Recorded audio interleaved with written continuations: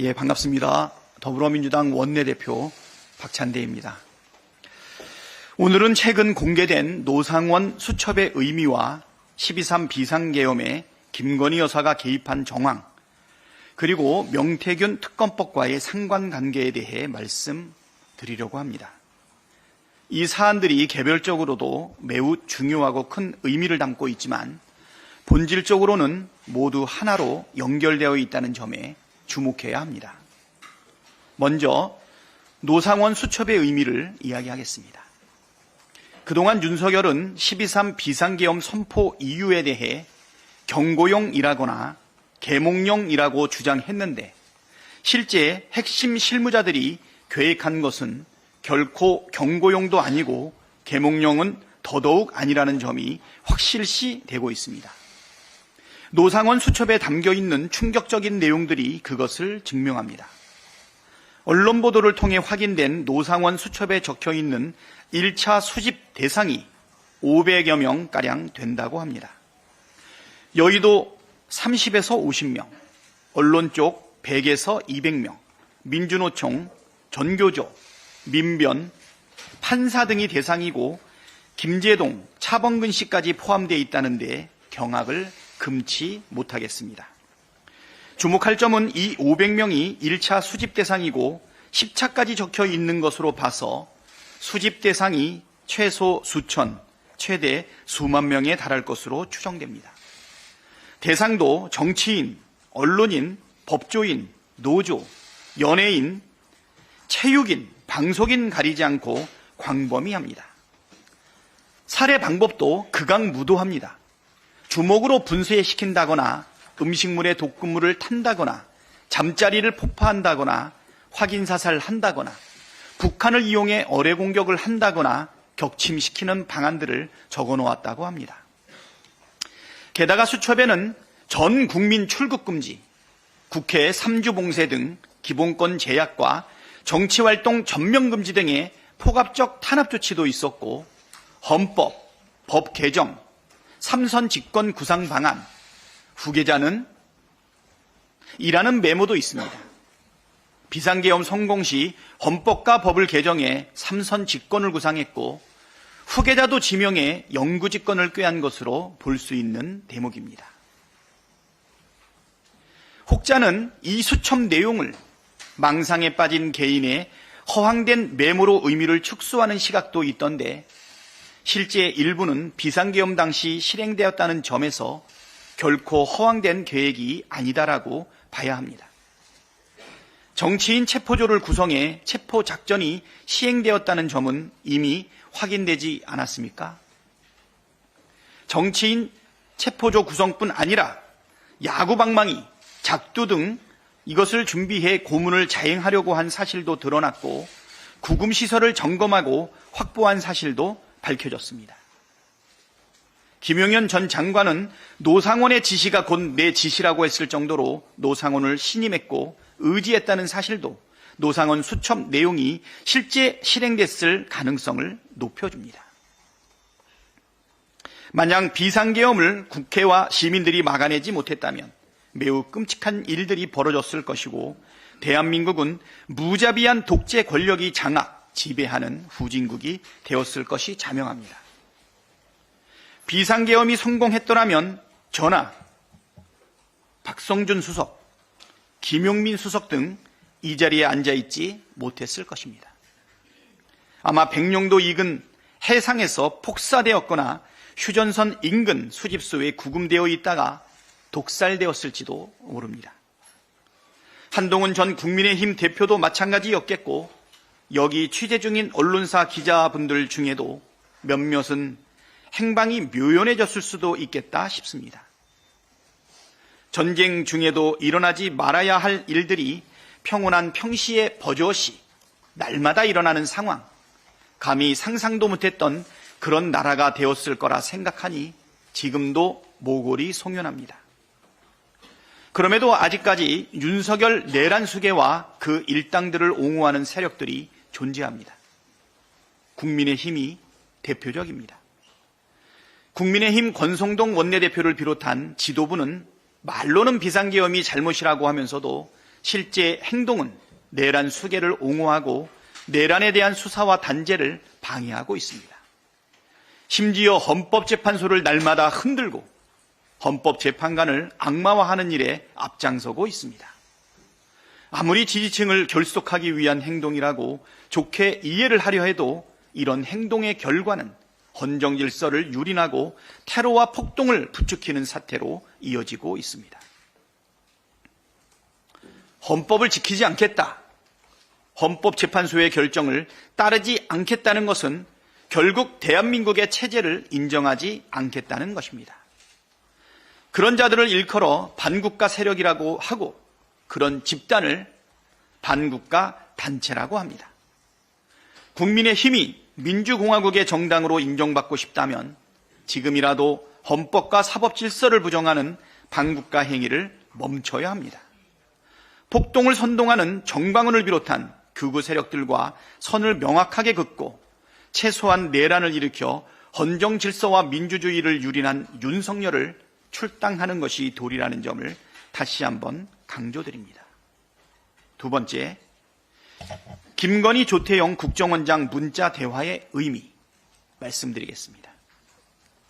지난 13일 헌법재판소 탄핵 심판에서 김건희가 비상계엄 선포 전날인 작년 12월 2일 조태영 국가정보원장에게 문자를 2통 보냈고 조태영 국가정보원장이 계엄 당일 단문자를 보냈다는 사실이 밝혀졌습니다. 구체적인 문자 내용이 확인되지 않았지만 두 가지 사실을 추론할 수 있습니다. 첫째, 민간인 김건희가 광범위하게 국정에 개입했다는 사실입니다. 둘째, 김건희가 12.3 비상계엄의 준비와 실행에 관여했을 가능성입니다. 하나씩 살펴보겠습니다. 첫째, 윤석열은 V1, 김건희는 V0로 불릴 정도로 김건희가 그동안 국정 운영에 깊숙이 개입해왔다는 사실은 널리 알려져 있습니다.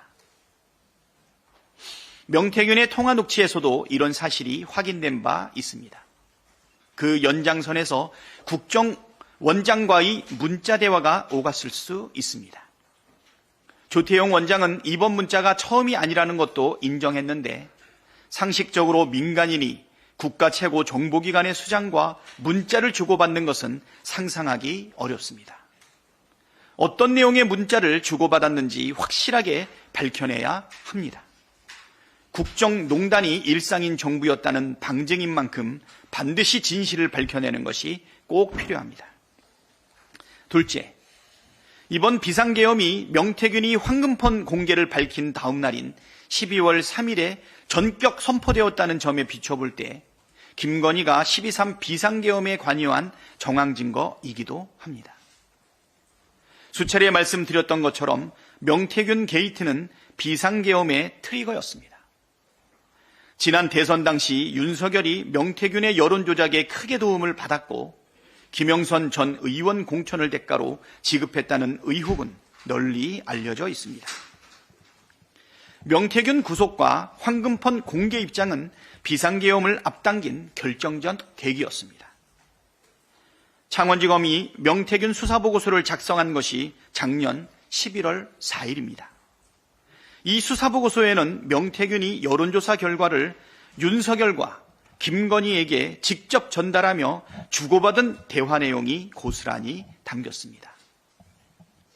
김건희가 명태균에게 넵, 충성이라고 답한 것도 나와 있습니다. 3일 뒤인 12월 7일 윤석열은 기자회견에서 명태균 여론조사와 자신은 관련이 없다고 거짓말을 했습니다. 그런데 11월 15일 명태균이 구속되자 11월 24일 윤석열은 김용현에게 명태균 의혹을 언급하며 이게 나라냐, 비상대책이 필요하다고 했습니다. 이 말을 들은 김용현은 그날부터 비상계엄 선포문, 포고령 초안 등을 준비했습니다.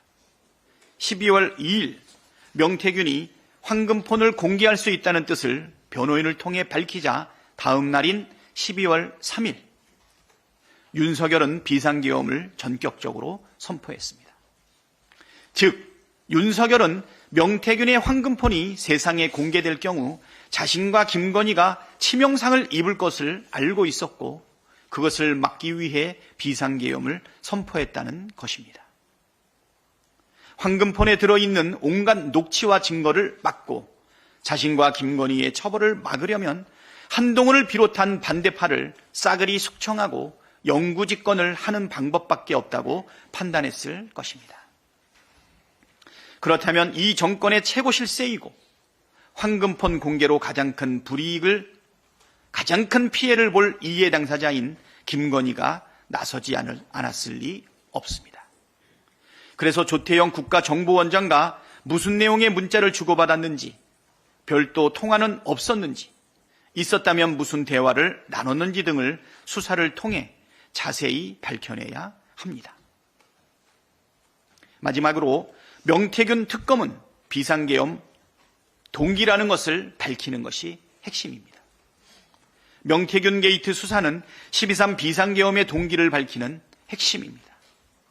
그런데 창원지검은 11월 4일 명태균 수사보고서 작성 이후 갑작스레 태도를 돌변해 수사를 해태 혹은 회피하고 있습니다. 수사보고서에 명태균과 김건희, 윤석열 부부가 공천 관련해 통화한 사실이 확인됐지만 수사는 없었습니다. 공천 개입과 국정농단의 몸통인 김건희에 대한 소환 조사나 압수수색도 전혀 없었습니다. 심지어 수사검사가 핵심 증거인 황금폰 폐기를 권유했다는 명태균 측의 폭로도 있었습니다. 게다가 2월 3일 명태균 수사를 담당했던 창원지검 평검사 4명 중 3명이 타 검찰청으로 전출됐고 파견된 평검사 4명이 중 2명이 원 소속청으로 복귀했습니다. 이 정도면 검찰이 수사 의지가 전혀 없다는 게 명료하지 않습니까? 창원지검이 여론에 떠밀려 조만간 중간 수사 결과 발표를 하겠다고 했지만 명태균 게이트의 핵심은 다루지 않고 주변 격까지만 다룰 가능성이 농후합니다.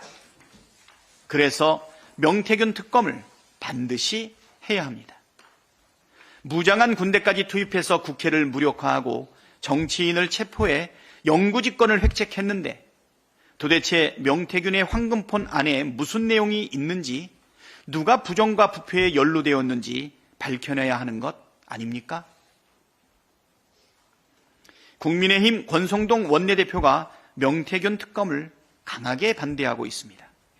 명태균 게이트 때문에 천인공노할 비상계엄이 선포됐다면 그 진실을 무작정 덮어버리자는 것은 이해할 수도 없고 용납할 수도 없는 일입니다. 명태균을 일컬어 사기꾼이라고 비난하던 국민의힘 입장에서도 철저한 수사로 자신들의 결백을 증명하는 것이 더 이익입니다. 명태균 특검은 정쟁이 아니라 나라를 정상화하는 일입니다. 이념의 문제나 진영의 문제가 아니라 헌정 질서와 민주주의를 수호할 것인가 말 것인가의 문제입니다. 부정과 부패의 근원을 도려내고 헌정 질서와 민주주의를 파괴한 자들을 단죄하는 것을 정쟁이라고 주장한다면 그들이야말로 부정과 부패 연루자이며 헌정 질서와 민주주의를 파괴하는 주범이라는 자백입니다. 더불어민주당은 명태균 특검을 반드시 관철하도록 최선을 다할 것입니다. 그것이 나라를 살리는 길이라고 믿습니다. 국민의 눈앞의 사소한 이익에 집착하느라 국민과 나라의 이익을 중대하게 침해하지 말고 명태균 특검에 적극 찬성하기를 촉구합니다. 건강한 보수가 사라지는 것은 국가 전체로도 불행한 일입니다. 국민의 지지를 받는 건강한 보수로 거듭나는 마지막 기회를 버리지 않길 바랍니다.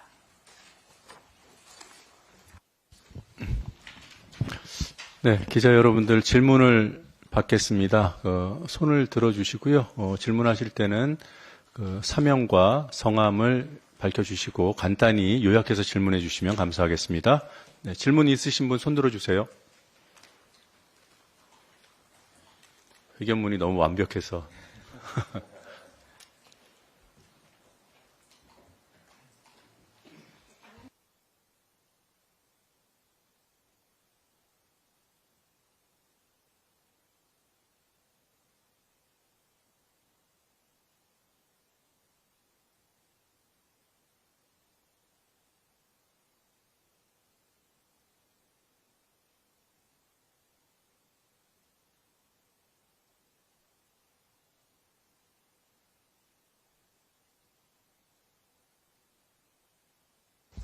첫 번째 질문이 기자회견하고 주제가 좀 안 맞는 부분이라 조금 많이 아쉽네요.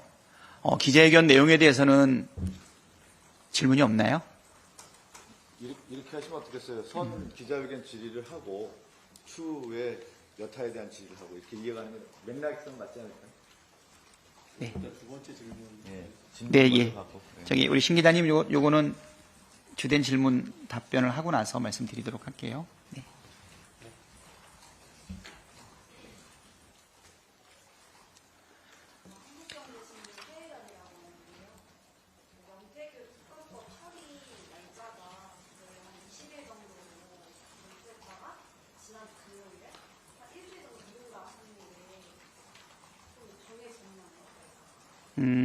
예, 지금 예상하기로는 뭐 법사위 절차도 밟아야 되고 또 안건도 올려야 되기 때문에 27일 정도가 지금 적절하지 않을까. 예, 이번 달을 넘기지 않으려고 이렇게 하고 있습니다. 네. 27일 정도 적당하겠죠? 네. 네, 또 네. 네, 안녕하세요. 머니투데이 이승주입니다. 일전에 김건희 특검법도 상설특검으로 추진한다고 밝혀주셨는데 요거에 대해서 좀 더 구체적인 계획이나 방안 나왔는지 여쭙고 싶습니다. 네. 김건희 특검법이 우리가 지금 여러 차례에 걸쳐가지고 재의결을 통해서 네, 사실 부결된 부분이 있는데요. 이 부분도 시기를 지금 저희가 지금 살피고 있습니다. 지금은 내란 특검 우리 재의결이 아직 남아 있고요. 그다음에 명태균 특검에 대해서 지금 내란과 관련돼 있는 특히 창원지검뿐 아니라 검찰의 수사를 사실 압박하고 촉구할 필요도 있고 그리고 또 창원지검의 수사가 회견문에서 말씀드린 것처럼 사실 상당히 좀 회피하거나 부실하다라는 입장에서 명태균 특검법에 좀 집중을 하고 있다 이렇게 말씀드리고요. 김건희 특검법에 대해서는 시기를 적절하게 정무적으로 지금 조율하고 있다 이렇게 말씀드릴게요. 네, 또 질문 주십시오.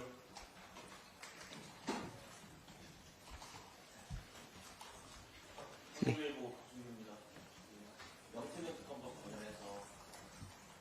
원래 19일에 지금 법사위에서 현안 질의가 예정이 되어 있잖아요. 지금 명태균 씨는 안 나온다고 말씀하셨는데 명태균 씨라는 사람에 대한 신뢰성을 일단 민주당이 어떻게 보고 있는지 궁금하고 그리고 명태균 씨가 지금 무릎이 아파서 이렇게 못 올라오신다 이런 말씀 주셨는데 뭐 창원의 현장을 방문해서 뭐 이렇게 질의한다든가 그런 방안도 고민하고 계신지 궁금합니다. 네.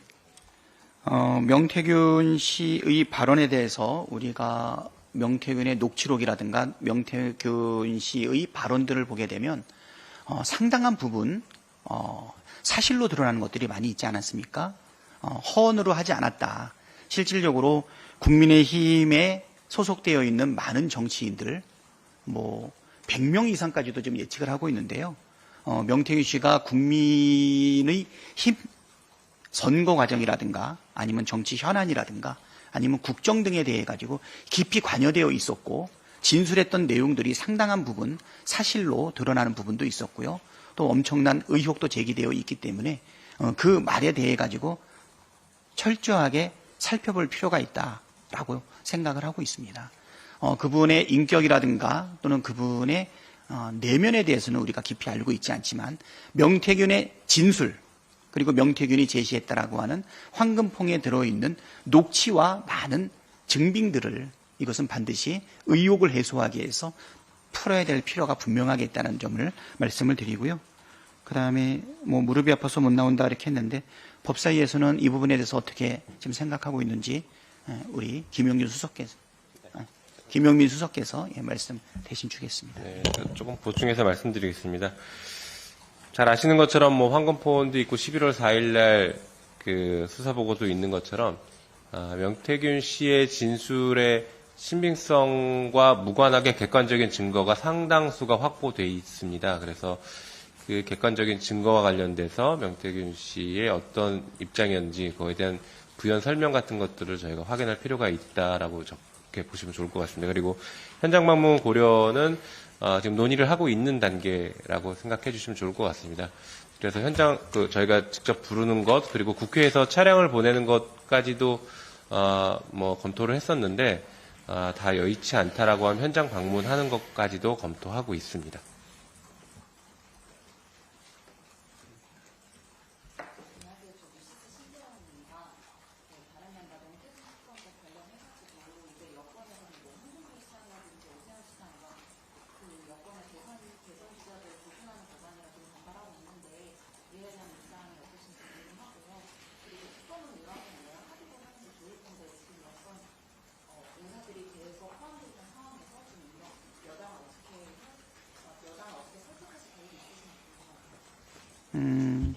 홍준표 오세훈을 겨냥한 특검 아닙니다.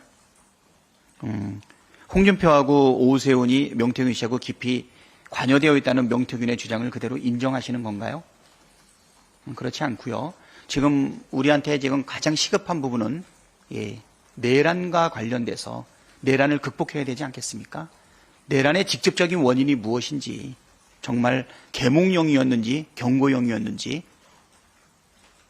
윤석열의 주장이 사실인지 여부를 분명하게 검토해야 되기 때문에 제가 오늘 모두 발언에서 말씀드린 것처럼 계엄과 명태균 그리고 김건희 이 관계를 가장 명확하게 풀 수 있는 것은 명태균 특검밖에 없다, 이렇게 생각합니다. 네. 그리고 이 명태균 특검법에 대한 입법 전략 및 관철 의지는 이것은 정말 법과 원칙에 해당되는 부분이고요. 그동안 우리 민주당이 쭉 해왔던 대로 그대로 견지해 나가도록 하겠습니다. 네, 다음 질문 받겠습니다.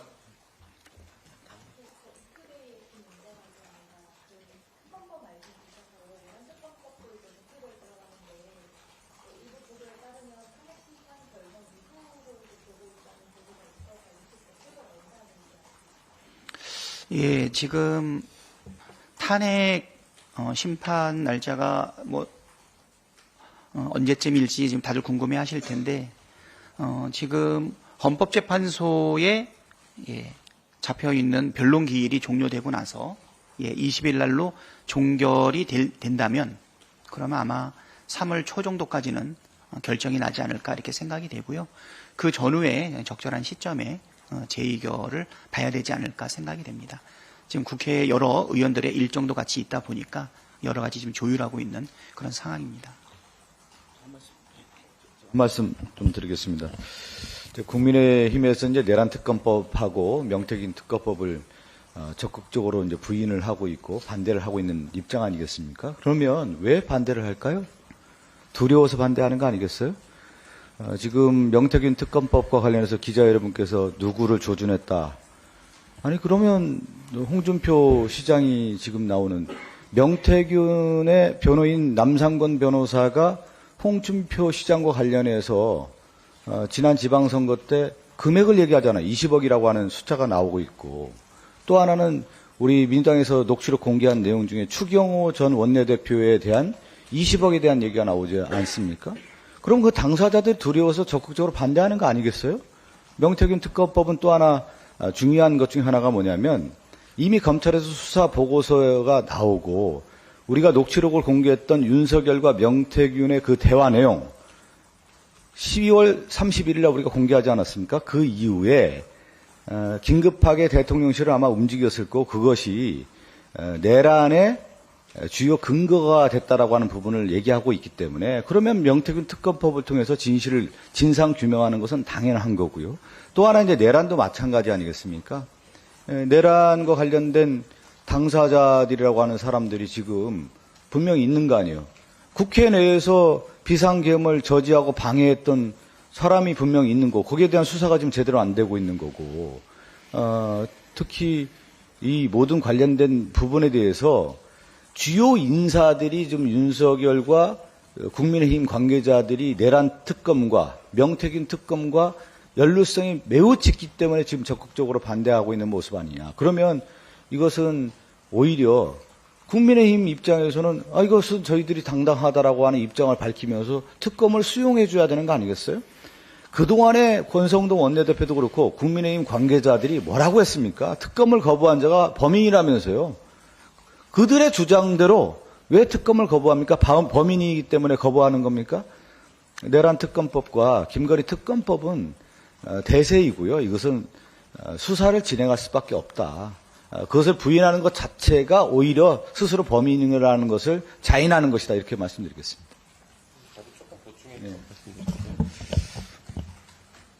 이번 노상원 수첩에도 나오긴 했는데요. 잘 아시는 것처럼 비상계엄을 한 이유, 목적은 장기 집권입니다. 그것은 변하지 않는 사실입니다.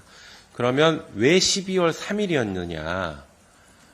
그것이 바로 명태균과 관련된 이유였다. 그게 결정적인 이유였다라고 저희는 보고 있습니다. 잘 아시는 것처럼 12월 3일 날 무슨 일이 있었습니까?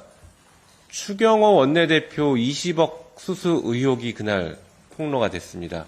그리고 원내대표님 말씀하신 것처럼 12월 2일 날은 명태균 씨가 황금폰 공개할 수 있다라는 입장을 밝혔죠. 그리고 12월 3일 날 명태균 씨는 특검을 해달라라고 요청을 했습니다. 12월 2일, 3일이 매우 긴박하게 돌아갔기 때문에 기왕 장기 집권을 하기 위한 비상계엄을 선포하려고 했었던 윤석열 측은 12월 3일을 디데이로 잡은 것이라고 저희는 그렇게 보고 있습니다. 그래서 내란의 본 모습을 확인하는데 명태균 게이트가 빠지고서는 제대로 된 본 모습을 볼 수가 없다라는 것이 저희의 판단입니다. 또 하나 이 내란과 명태균 게이트는 민주주의의 근본을 훼손시키는 범죄라는 점에서 동일한 성격을 가지고 있습니다.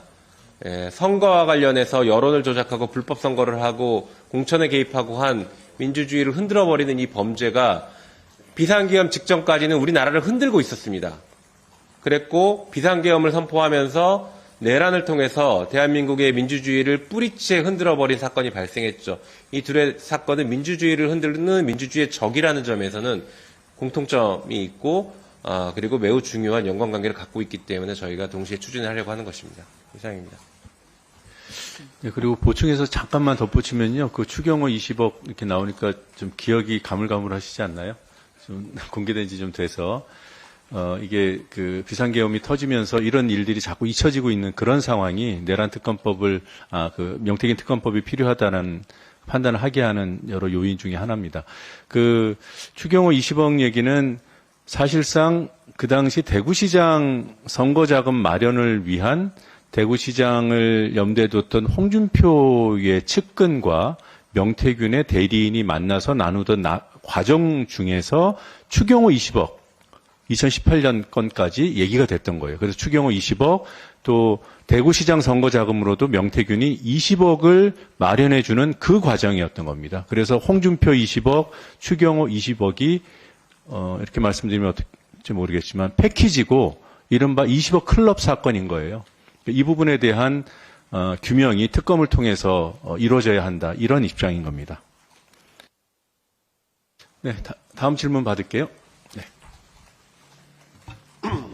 네, 전자신문 최기창 기자입니다. 명태균 씨 관련해서 이제 변호인이 라디오에 나와서 일부 사실 좀 폭로를 하기도 했었는데 또 공익제보자 지정한다는 공익제보자 지정한다 이렇게 검토한다는 얘기도 있었습니다. 혹시 당에서 지금 명태균 씨와 어느 정도 지금 선에서 접촉을 하고 있는지 좀 말씀 부탁드립니다.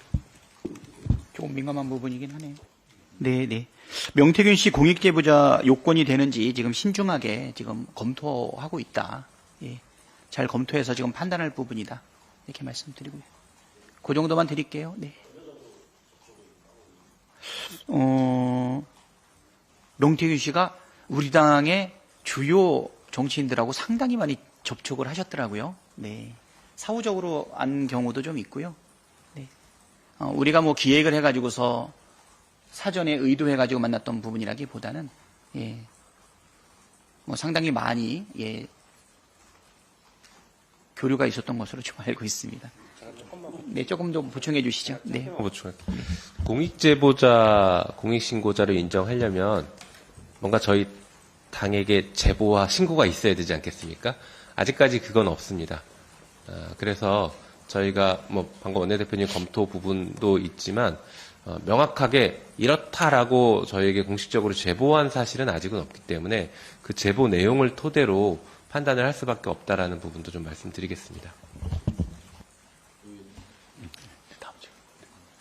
다음 질문 받겠습니다. 안녕하십니까. 세계일보의 박지원 기자입니다. 두 가지 여쭙고 싶은데요. 일단 첫 번째로는 내란 특검법 재표결 시점이 탄핵 심판 이후가 되면 시기적으로 좀 너무 늦어진다 혹은 뭐 실효성이 없다는 우려에 대해서는 어떻게 보시는지 궁금합니다. 그리고 한 가지 더는 그 여당에서 헌법재판소와 헌법재판관들의 공정성에 대해서 의문을 잇따라 제기하면서 이번 주말에 그 원외 당협위원장 모임에서는 국민이 헌재의 문제를 직접 바로잡아 달라 이런 말까지 나와서 폭력 사태가 재발될 수 있다는 우려도 있는데 이에 대해서 민주당의 입장은 무엇이고 또 법원을 대상으로 한 폭력 사태 재발 방지를 위한 당 차원의 구상이 있는지 궁금합니다. 예, 뭐 재의결 시점 등을 뭐 탄핵 심판 이후로 아직 결정하지는 않았습니다. 네. 너무 늦어지면 안 된다라는 생각도 분명히 가지고 있고요. 정무적으로 적절한 시기를 지금 검토하고 있다라고 말씀드리면 될 것 같고요. 지금 국민의힘에서 그 사법 체계 전체를 지금 흔들고 있어요. 뭐 있을 수 없는 일이라고 생각이 되고요. 보수 당에서 어떻게 헌법 질서하고 사법 체계, 법 질서를 흔들어대고 있는 것인지, 내란을 일으키고 그리고 계엄을 선포한 것은 잘못됐다라고 이야기를 하지만 실질적으로 윤석열 내란 수계에 대한 옹호 그리고 폭력 사태까지 지금 영향을 좀 계속 미치고 있다. 좀 이렇게 생각이 되고요. 지금 보수 정당으로서 존립할 수 있겠나라는 생각까지 좀 들고 있거든요. 이것은 뭐 반드시 국민과 함께 막아내야 될 부분이다. 이렇게 생각합니다. 제가 조금만 보충할게요. 지금 국민의힘에서 헌재 재판의 불공정성을 계속 제기를 하고 있는데 이게 사실은 처음에는 국민들께서도 말도 안 된다라고 생각하시지만 계속 반복적으로 얘기하니까 뭔가 있는 거 아니야라고 하게 되는 그런 효과를 노리는 것이지 실제 불공정성은 없다라고 저는 보고 있습니다. 그러니까 절차 과정에서는 국민의힘에서 지금 불공정하다라고 얘기한 대표적인 게 피청구인 윤석열이 증인에게 직접 신문 못하지 않느냐 이걸 제일 많이 들고 나오고 있습니다. 김용현 때는 했는데 그 다음 증인부터는 지금 못하는 것으로 했는데 이거는 소송에서 너무나 당연한 절차일 수 있습니다. 그 재판을 뭐 저도 많이 해봤는데요. 증인이 제대로 답변하기 어려운 상황일 경우에 따라서는 소송 당사자를 퇴정시킵니다. 그래서 형사재판을 받을 때에도 성범죄 사건 보시면 잘 아실 겁니다. 가해자가 있는 상태에서 피해자가 답변을 못하면 가해자를 퇴정시켜버립니다. 그리고 변호인만 있는 상태에서 재판을 진행합니다. 이것은 현직 대통령이고 직무는 정지됐지만 현직 대통령이고 대통령과 반대되는 입장을 얘기해야 되는 공직자들의 진술이기 때문에 매우 어렵다라는 점에서 사실은 퇴정하는 게 오히려 공정한 재판이고 실체적 진실을 판단할 수 있는 상황인데 그럼에도 불구하고 재정하게 하고 나중에 변호인을 통해서 질의를 할 수 있게 하고 나중에 그 질의에 대해서 입장을 표명하게 만드는 시간을 다 주고 있습니다. 그래서 전혀 불공정하지 않다. 오히려 절차 자체는 매우 공정하다라고 분명히 좀 평가할 수 있습니다. 이상입니다. 네, 저도 조금만 보태면 재판 진행 절차가 변론 진행 절차가 8명 헌법재판관 전체 평의를 통해서 그 방식이 결정된다는 거 다 아시죠? 그렇게 해서 그거대로 어떻게 보면 대본대로 진행되고 있는 겁니다. 규칙과 진행 순서나 방식 등이 그 점 강조해드리고 그리고 재의결 시점에 대해서 이제 늦다고 하는 그런 프레임이 만들어지고 있는데 재의결이나 그러니까 특검의 효용성 윤석열 구속으로 수사 끝나는 거 아닙니다. 그리고 헌재 심판 으로 파면이 됐다고 해서 수사가 끝나는 거 더더욱 아니고요. 지금 비아폰 서버 압수수색 성공했습니까? 지금 대통령 참모들에 대한 수사가 정확히 진행되고 있나요? 그리고 노상원 수첩의 그 실체를 규명하기 위한 수사가 충분한가요?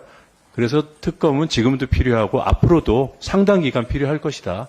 그래서 지금 대표님께서 말씀하신 대로 적정한 시점을 잡아서 재의결을 추진할 것이다. 이렇게 이해해 주시면 되겠습니다. 추가 질문 받겠습니다.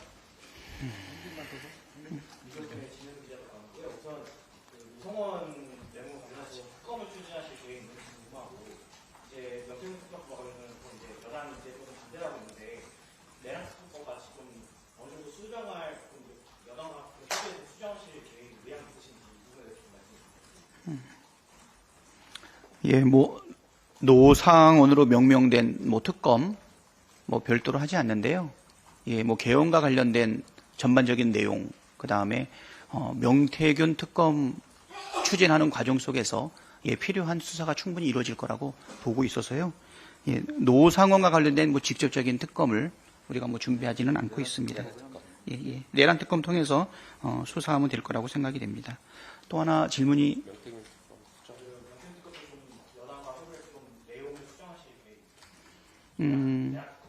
그냥 일방적으로 지금 반대만 하고 있어요. 일방적으로. 저희가 한 27일 정도 본회의 통과를 지금 생각을 하고 있기 때문에 아직 시간이 충분히 있다라고 생각이 됩니다.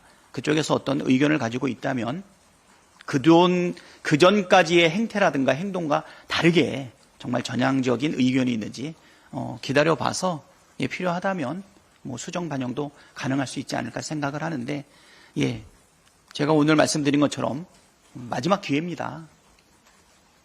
언제까지 내란, 그다음에 계엄, 그다음에 명태균 이 부분에 대해 가지고 안 털고 가시겠어요?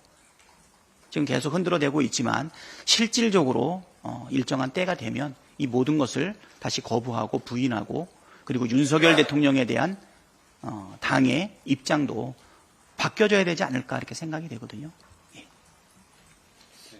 하나만 제가 지금 국민의힘과 지금 극우의 이제 선동을 보면은 전형적인 그 괴벨스의 얘기를 그대로 따라가고 있어요. 거짓을 반복하면 진실이 된다라고 하는 부분을 신봉하고 있는 것 같아요. 지금 탄핵 심판 과정에서도 윤석열이 지금 거짓으로 일관하고 있고 그 거짓을 보완해 주는 것이 윤석열의 변호인단입니다. 그것을 또 더 선전선동하고 있는 것이 이제 극우 세력들이고 그들에 의한 극우 유튜버들이 작동하는 어떤 메커니즘으로 지금 이루어지고 있는 것을 볼 때 여기에 공당인 국민을 대변하고 있는 국민의힘이 이 거짓 선동을 끊어줘야 되는데 이 거짓 선동의 함정에 지금 국민의힘이 같이 빠져들고 있다. 여러분 12월 3일 날 그 내란의 밤을 기억하고 있지 않습니까? 모든 분들이 다 기억하고 있고 전 세계 언론이 기억하고 있고 온 국민이 기억하고 있는데 이 기억의 밤을 내란 선동의 밤을 기억하고 있는데 이 모든 것을 부인하는 거짓 선동 기술로서 윤석열이 지금 선봉해서 있고 그것을 보조하고 있는 변호인단뿐만 아니라 극우 유튜버 또 하나 국민의힘이 지금 동조하고 있는 모습에서 저는 한 말씀 드리고 싶은 것 중에 지금 권영세 비대위원장 권성동 원내대표는 이 거짓 선동을 끊어내야 되는 것이 지금 그들의 지도부의 역할인 것이지 같이 동조하는 것은 결국 보수정당의 괴멸의 선봉장이 될 것이다. 이렇게 말씀드리고 있습니다. 이제 끊어야 됩니다. 그렇게 끊어가기 위해서는 내란 특검법을 수용하고 명태균 특검법을 수용하는 것이 1차적인 관문이다라는 말씀 드리는 겁니다. 네, 시간이 좀 많이 흘러서요. 그 앞서 질문 주신 네. 경향신문 신주영 기자님 네. 질문에 네, 답변 답하시고 드리겠습니다. 마무리를 하면 어떨까 합니다. 아까 두 가지 질문 주셨는데 먼저 추경 25만 원과 관련해 가지고 저희는 민생회복지원금 또는 소비 쿠폰이 뭐 단순한 복지가 아니고 내수 활성화를 위한 경제 정책이다. 지금의 심각한 내수 상황을 봤을 때 포기하지 않고 추진해야 될 분명한 입장이다라고 하는 부분입니다. 그리고 실질적으로 추경은 정부에서 행정부에서 진행해야 될 부분 아닐까요? 그래서 이 부분에 대한 정책은 우리가 포기하지 않고 우리가 밀어붙이는 정책이지만 그렇지만 정부하고 이 부분에 대해 가지고 내수 진작만 될 수 있는 더 좋은 대안이 있다면 이 부분에 대해서는 조정할 수 있다라는 입장도 분명히 보였고요.